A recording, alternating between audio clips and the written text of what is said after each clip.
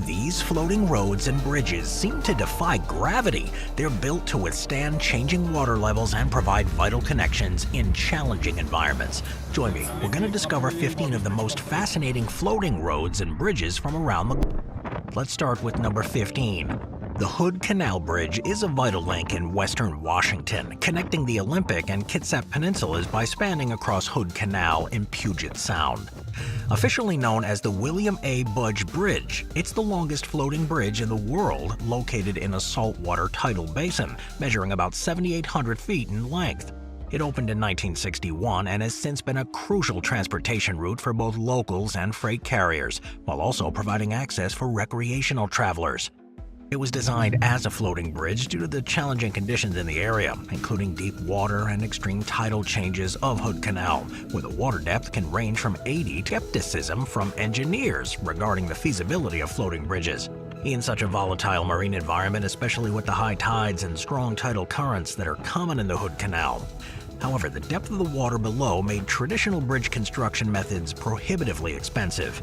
Over the years, the canal bridge has encountered its share of challenges. One of the most significant events happened in 1979, when the western half of the bridge was severely damaged during a windstorm. The bridge endured winds of up to 85 miles an hour with gusts reaching 120 miles an hour, causing the western drawspan and pontoons to break loose and sink. Fortunately, no casualties resulted from this disaster, and the bridge was fully repaired and reopened in 1982. There was a major retrofit in 2003 through 2009. The extensive work required a 5-week closure of the bridge, during which new pontoons were floated into position and connected to anchors on the seabed. That project, which cost about $470 million, was funded by a combination of one of the most unique floating bridges. Spanning the Demerara River, the bridge measures about 6,000 feet in length and was, at the time of its construction, the longest floating bridge globally. Though it no longer holds that record, it still remains an engineering marvel and a critical transportation link. Connecting the capital city with the west bank of Demerara, today it accommodates roughly 14,000 vehicles a day. Instead of relying on solid supports anchored in the riverbed, the bridge is kept afloat by 114 large pontoons. These buoyant structures distribute the weight of the vehicles across the bridge, preventing it from sinking into the water. The 61 spans of the bridge rest on these pontoons, which make it possible to cross the river without need for intrusive columns. This method of construction was ideal for a river as wide and deep as this one, where traditional bridge foundations would have been difficult and expensive to build. At the time of its construction, the bridge was only expected to last about 10 years. Engineers had designed it as a temporary solution, fully aware that its floating nature of the bridge. Number 13. The Nordhordland Bridge. The Nordhordland Bridge, located in Norway, is a remarkable combination of a cable-stayed and pontoon bridge. It connects the mainland at Klauvaneset in Bergen Municipality to the island of Flatøy in the Alver Municipality. Now, this bridge, with its hybrid design, stands as one of the most innovative bridges in the world, blending advanced engineering with practical necessity. The bridge's length of 5,295 feet includes a 4,000-foot floating section supported by 10 pontoons. These pontoons, which are not laterally anchored due to the fjord's depth, keep the bridge afloat by distributing the weight. The roadway rests on an orthotropic deck, a lightweight and efficient design. This floating section is a steel box girder bridge known for its durability and strength, and by using these pontoons that distribute the load, the bridge avoids the need for traditional supports in the deep water. The cable-stayed section of the bridge and the Nordhordland district. Before the bridge, ferry services were the primary means of transportation across the fjord, but they were time-consuming and limited. The bridge was envisioned as a permanent solution to improve transportation here. Fun fact about this bridge is that it is the second longest bridge in Norway and the second pontoon bridge in the country. Additionally, its floating section is supported by pontoons that are not laterally anchored, which is a design choice that contributes to the bridge's ability to withstand the environment of the fjord. Well, despite the size and complexity, this bridge is designed to blend in seamlessly with the surroundings, making it not only a functional piece of infrastructure, but also a striking feature of the Norwegian landscape. Number 12. Hobart Bridge.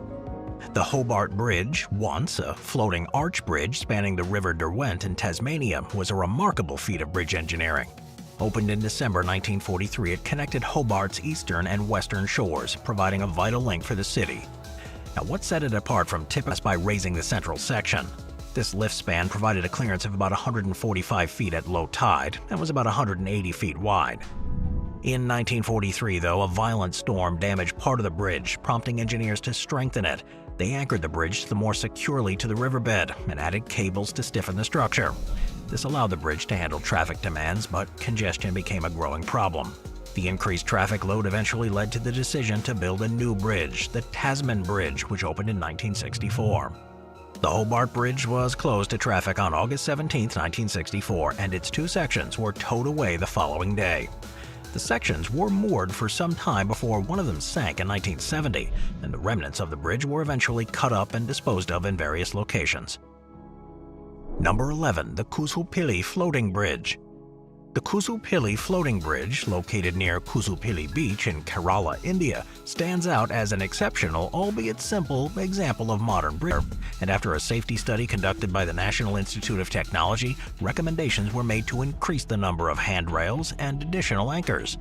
The bridge was officially opened in October of 2023 as part of a broader tourism initiative. Its creation was a response to the growing demand for unique tourist experiences in the region. The bridge did quickly become popular, and drawing over 50,000 visitors in just the first 7 months of operation. Visitors flocked to the bridge, not only for the chance to walk above the sea, but also for the opportunity to experience the scenic beauty in a new way. Now, what sets this bridge apart from the other ones is its ability to provide an immersive experience for the visitors. Walking above the waves with the sound of the ocean and the sea breeze surrounding them creates a sense of connection with the natural environment that's unlike any other bridge. The ability to hold up to 50 people at once also allows visitors to share the experience with others, creating a sense of community among those exploring the area. Number 10. The Gong stretches around 1,300 feet across the Gong River and provides a vital link between the northern and southern sides of the city. The wooden boats that serve as a floating foundation allow the bridge to adapt to any changing water levels in the river, and the use of pontoons made it more flexible than solid bridges. In a region with varying river levels and its ability to withstand seasonal floods, make it an important infrastructure feature. Now, what makes it pretty cool is its survival over the centuries. While many similar structures were either destroyed or became obsolete over time, this bridge remains a rare example of an ancient floating bridge that has endured into the modern age. Despite its simplicity, the bridge served an essential role in local trade and travel, allowing the residents here to navigate the river more efficiently. The bridge may not have the grandeur of some of the other stone structures, but its practicality and adaptability make it a fascinating subject of study. Though the bridge no longer serves as the main crossing over the river, it's an important historical relic and a symbol of the engineering techniques used in ancient surface. This floating bridge is supported entirely by buoyant structures that allow it to rest on the lake's surface. Originally, these supports consisted of drum cans, but modern upgrades have introduced more resilient materials such as polyethylene and styrofoam floats. These components provide the necessary buoyancy while being lightweight and durable. The bridge's design is modular, with individual sections connected to form a continuous path. This modularity allows for easier maintenance and adaptability, making it a practical solution for crossing the reservoir's deep water. Lake Okutama, an artificial reservoir completed in 1957, was created by the construction of the Oguchi Dam to supply Tokyo with drinking water. The floating bridge at Lake Okutama were conceived to provide pedestrian access across the reservoir. The location of the Migiyama Bridge further enhances its uniqueness. It sits against a backdrop of forested mountains, offering panoramic views that change with the seasons. The bridge's proximity to attractions such as the Oguchi Shrine and Mount Mito, this one isn't made by engineering. Instead, it stems from a natural phenomenon that creates a temporary path across the sea. You see, each year between March and July, this path emerges when the tide drops dramatically, connecting Jindo Island with Modo Island. While the legend surrounding this sea-parting road is steeped in mystery, the scientific explanation behind it is much simpler and rooted in tidal forces. Tides caused by the moon's gravity create a predictable rise and fall in sea levels. However, in this case, a combination of tidal harmonics, that's variations in tidal patterns due to the relative positions of the Earth and Moon, creates an extraordinarily low tide, revealing a 1.7-mile long and 125-foot stretch of sand between the islands. For centuries, the Jindo Sea-Parting Road has been a point of cultural significance, drawing attention from locals and travelers. Over time, the story became part of local folklore, and it was commemorated in the Jindo Miracle Sea Road Festival. The Berbice Bridge, located near New Amsterdam in Guyana, stands as a critical piece of infrastructure. Opened on December 23, 2008, it spans the Berbice River, connecting communities and boosting regional commerce. At its core, the bridge is a pontoon structure designed to float on the water using a series of large, hollow barges filled with air. These pontoons distribute the weight of vehicles evenly across the bridge, providing buoyancy and stability. The bridge also features movable spans, enabling it to accommodate river traffic by retracting to allow the passage of ships. Before the bridge's construction, crossing the river was a slow and cumbersome process reliant on ferries. The ferry service, while functional, was time-consuming, limited in capacity, and prone to delays. The need for a more efficient and reliable crossing became evident. The Berbice Bridge addressed that need, dramatically reducing travel times and eliminating the need for ferries. Its completion marked a significant milestone in Guyana's efforts to modernize its network, to found economic impact by cutting travel time from hours to minutes, boosting trade and enhancing quality of life for communities on both sides of the river. Number 6. The William R. Bennett Bridge. The William R. Bennett Bridge, spanning Okanagan Lake in British Columbia, it's not just an essential transportation link, it's a rare engineering accomplishment. As Canada's only floating bridge, it stands out globally for its design. Completed on May 25, 2008, this bridge replaced the 1958 Okanagan Lake Bridge to accommodate growing traffic demands. The decision to construct a floating bridge stems from the unique conditions of Okanagan Lake. The lakebed is composed of soft sediments that can't support the weight of traditional piers or abutments, ruling out standard bridge designs as suspension or fixed pier bridges. This bridge floats on a series of 9 reinforced concrete pontoons, each measuring 82 feet wide and between 197 to 295 feet in length. The pontoons significantly, exceeding the bridge's capacity. Designed for 38,000 vehicles daily, it was handling around 50,000 vehicles by 2005. In 2008, the William R. Bennett Bridge replaced the older structure, providing a much-needed upgrade. This new bridge also eliminated the lift span, as its elevated navigation section provides 59 feet of clearance for boats. With the use of advanced engineering techniques and its ability to handle up to 80,000 vehicles now daily, making it an essential piece of infrastructure. Number 5. The Lacey V. Murrow Memorial Bridge. The Lacey V. Murrow Memorial Bridge, part of Interstate 90 corridor in Seattle, Washington, is one of the most significant floating bridges. At 6,620 feet long, it ranks as the second longest floating bridge, trailing only nearby Governor Albert D. Rossellini Bridge, Evergreen Point. Now, the Murrow Bridge is constructed using a series of large floating pontoons that support the bridge deck and keep it buoyant. These pontoons will bridge across such a large body of water. The project gained traction in the 1930s thanks to the effort of George Lightfoot, who is considered the father of the bridge. After years of lobbying, construction on the original bridge began in 1939 and was completed in 1940. One of the unique features of the original bridge was the movable span, which allowed large boats to pass through the center of the bridge. However, this design led to some issues. The road had a bulge due to the movable span, which made it difficult for vehicles to cross smoothly. These issues, combined with the bridge's inability to handle increasing traffic, eventually led to the construction of a new floating bridge parallel to the original one. The original one was closed for renovation in 1989, but in 1990, during refurbishment, the unthinkable happened. A storm filled the bridge's pontoons with rain and lake water, causing the section of the bridge to sink.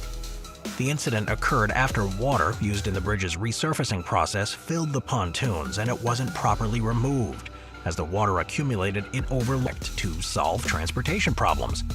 Opened in 2002 in the Netherlands, this 82-foot-long structure allows waterborne vessels to glide over the busy N302 roadway without interrupting traffic. While technically a tunnel for the road beneath, it functions as a water bridge, carrying a shallow waterway above the cars. The aqueduct spans the lake, part of a larger network of artificial lakes created during the reclamation of Flevoland, the largest man-made island in the world. With the aqueduct's water depth set at 9.8 feet, small boats with shallow drafts can navigate across it effortlessly. Beneath, about 28,000 vehicles traverse the N302 daily, moving without delays that would otherwise be caused by traditional drawbridges or ferries. The decision to build an aqueduct rather than a conventional bridge or tunnel was based on several factors. A drawbridge or ferry system would have disrupted the steady flow of vehicles on the 302, a key route connecting mainland Netherlands to Flevoland. A full things, making the structure more than just a transportation conduit. The Veluwemeer Aqueduct, at just 82 feet long, is one of the shortest water bridges in the world, yet it efficiently supports high volumes of traffic both above and below.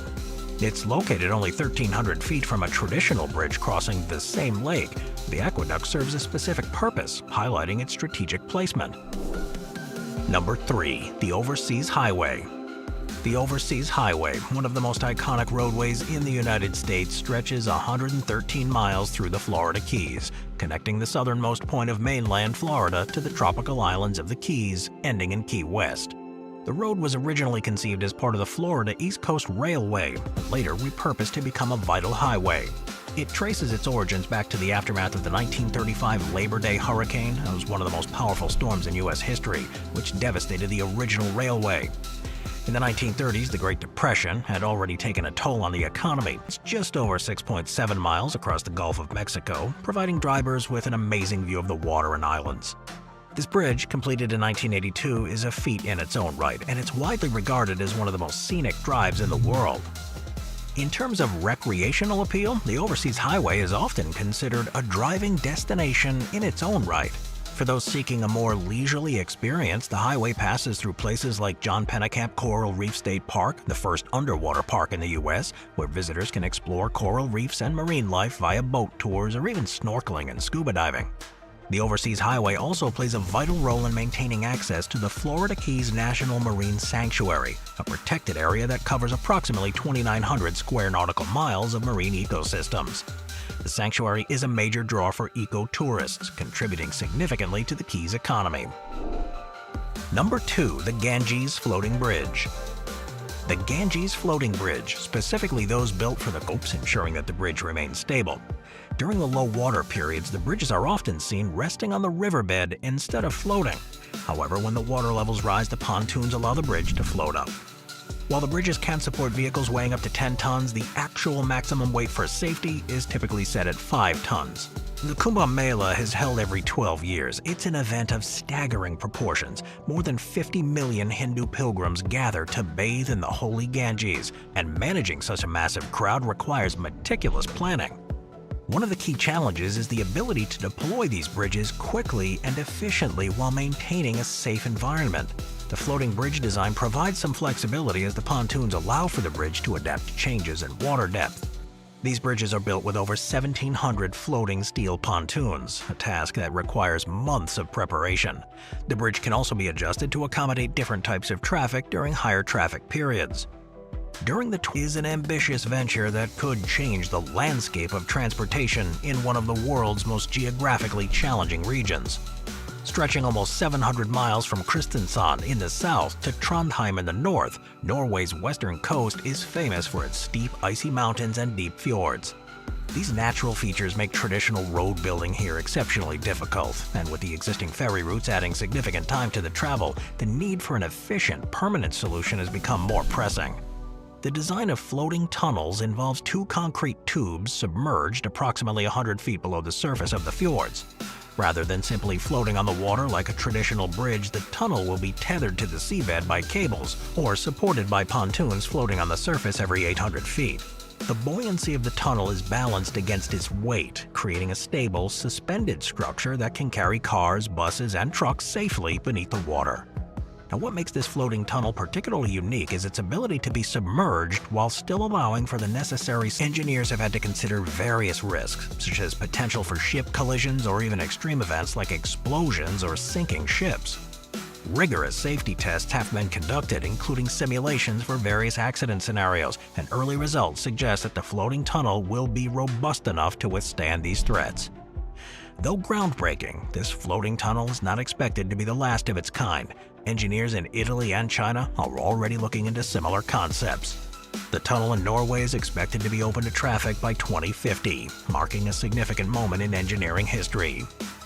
Thanks for traveling with me, everybody. I'll see you next time. Thank you to our channel members.